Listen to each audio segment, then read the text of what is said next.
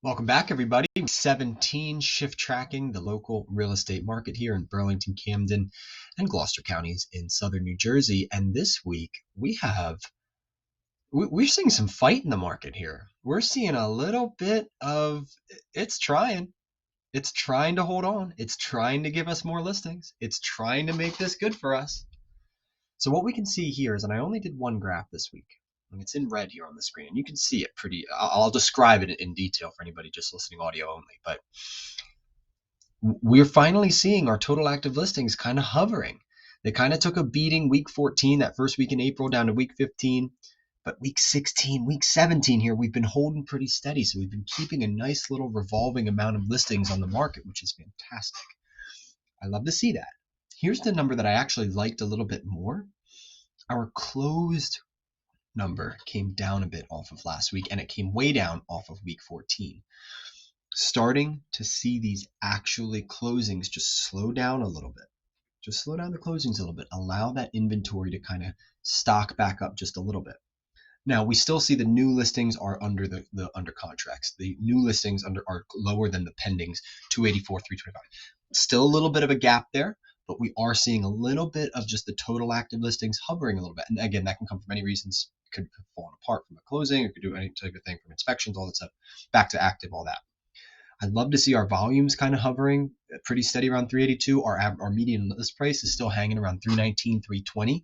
So actually some stability. Stability and consistency is what evokes confidence in the real estate market. We can start to actually accurately predict how your process should go. Okay. Now we got the averages out, and what our graph is from today is the averages. And I'm just going to kind of make this a good bit bigger here, kind of overcut our data a little bit. It doesn't get any clearer than this what has happened this year in the real estate market. January, and we're going total active listings average for the month, right? So January, February, March, and April. January, our average total active listings, 1501, down to 1360, down to 1201, down to 1102.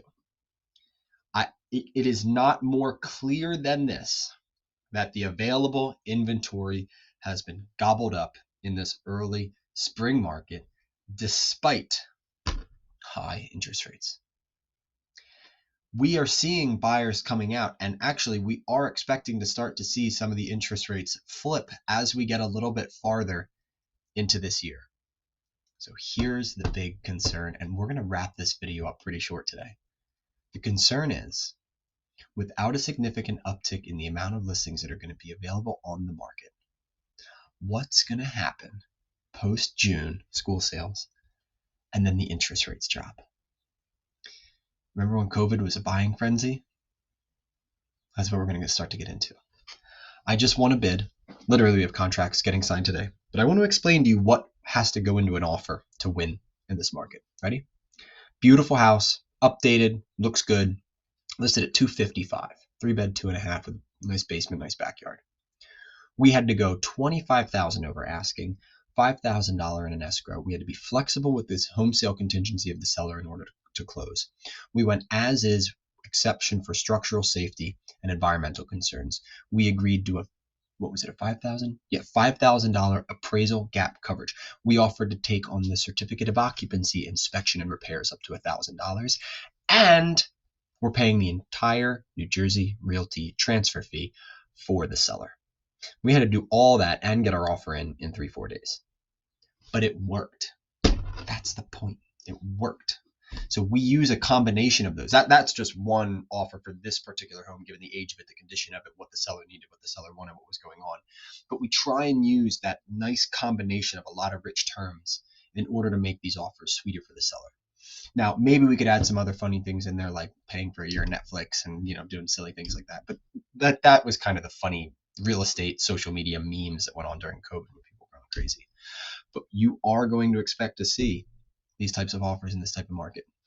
That's going to be it for this week. What I'll say to anybody who is actually local to our area, our team, the Sam Lepore Group, is going to be having an event this Saturday at our office in Morristown at the Keller Williams Morristown 513 South Lanola Road in Morristown, New Jersey. We're having our free shred event. So if you have any tax documents, if you have any paperwork, if you have any stuff hanging around and cluttering up those garages and things like that, 9 a.m. to noon at our office this Saturday, the 29th of April, right? Yeah, April. We're not in May yet.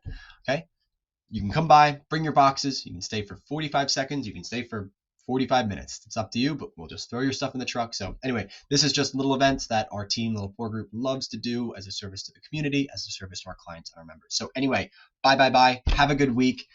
Let's pray for some more listings, and let's hope that that interest rate, I can't believe I'm saying this. I hope that interest rate doesn't drop too quickly where it creates a frenzy. Let's hope for a nice, natural, gradual buy down, and that will allow the existing sellers in their homes that have these low interest rates to start recognizing that they are going to be able to get out from under that lower interest rate and not go into a super high one, but go into a one that's maybe just a bit above and not so much of an economic default for them and an economic bad thing for them to do.